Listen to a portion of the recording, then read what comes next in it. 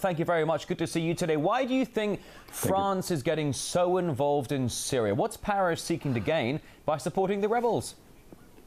Well, I think France is being a very dishonest peace broker in this whole process, and I think they're acting as the cat's paw, if you will, for the U.S. State Department and Pentagon until after the U.S. elections. Obama doesn't want to get involved in what will be an extremely messy conflict directly in Syria until after the U.S. vote is over. So I think France is playing that hitman role.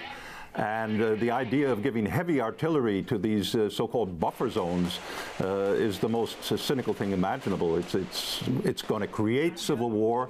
It's going to create bloodshed, anything but peace, as your commentator pointed out just previous to our discussion here.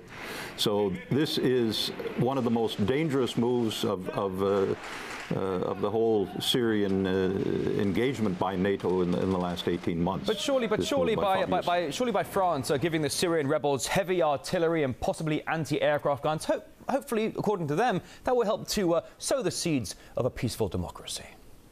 Well, I think if you look at what the Muslim Brotherhood has been reported doing since they took the presidency in Egypt, you'll see that the Syrian opposition is dominated by the Muslim Brotherhood, the same organization, and their long-term agenda is introducing an Al-Qaeda or Taliban-like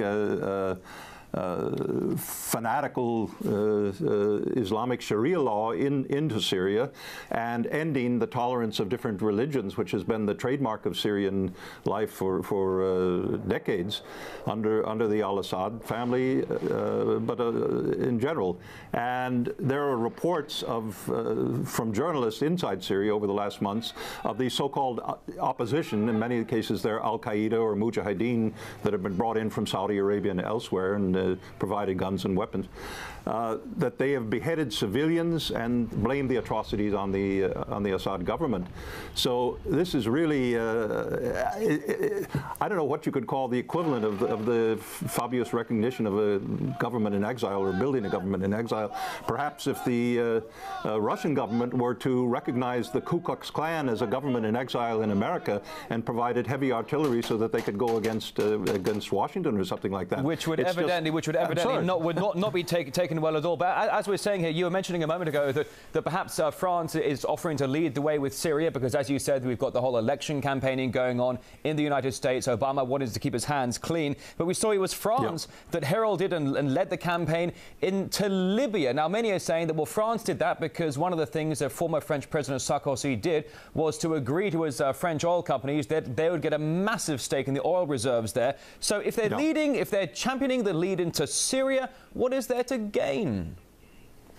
Well, that's a good question. The French elite, historically, going back to the Napoleonic era, if you want to, have always tended geopolitically to punch above their weight.